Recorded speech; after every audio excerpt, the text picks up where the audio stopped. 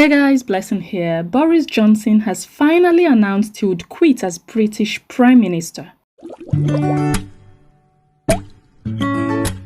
This happened after more than 50 ministers and his own conservative lawmakers said that he must go.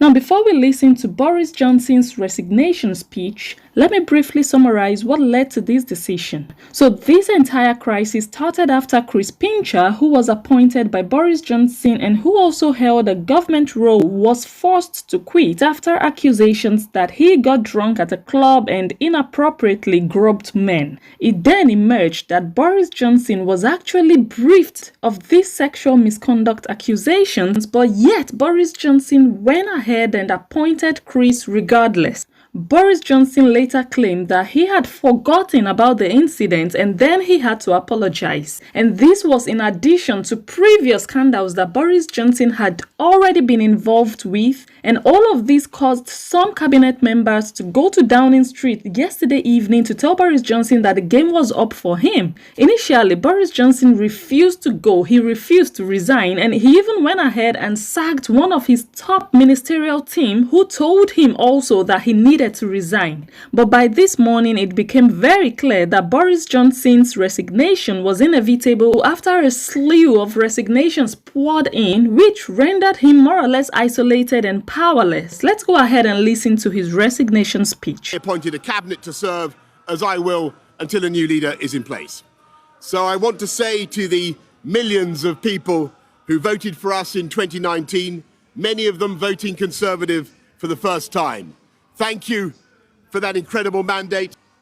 And the reason I have fought so hard in the last few days to continue to deliver that mandate in person was not just because I wanted to do so, but because I felt it was my job, my duty, my obligation to you to continue to do what we promised in 2019. And I'm sure you guys know Boris Johnson is not going to leave without listing all of his achievements and every other thing that he is proud of within his government.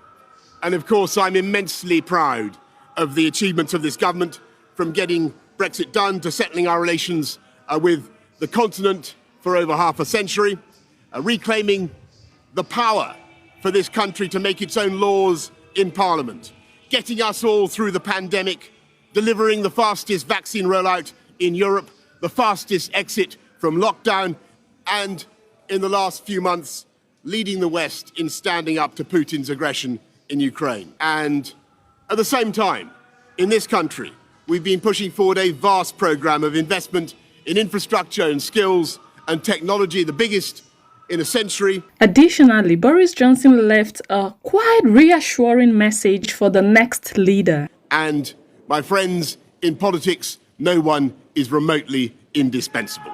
And our brilliant and Darwinian system will produce another leader equally committed to taking this country forward through tough times, not just helping families to get through it, but changing and improving the way we do things, cutting burdens on businesses and families, and yes, cutting taxes, because that is the way to generate the growth and the income we need to pay for great public services.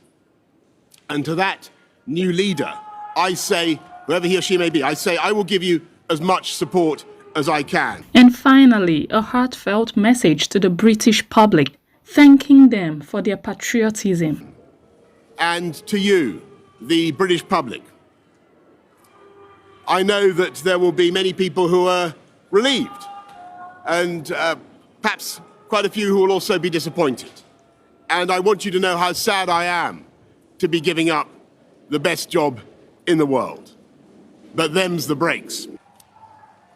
Above all, I want to thank you, the British public, for the immense privilege that you have given me. And I want you to know that from now on until the new Prime Minister is in place, your interests will be served and the government of the country will be carried on. So just in case you're watching this video and wondering, okay, what is going to happen now? The Conservatives will now have to elect a new leader, a process which could take weeks or even months. So I will continue to keep an eye on this story and we'll be sure to update you guys if there are new developments. So if you'd like to follow this and similar news around the globe, do not hesitate to like and follow this page. Also turn on your notifications so that you don't miss any news as it breaks. Lastly, go ahead and share this video. I remain Blessing Njoh, the analyst, and I will catch you all on my next one.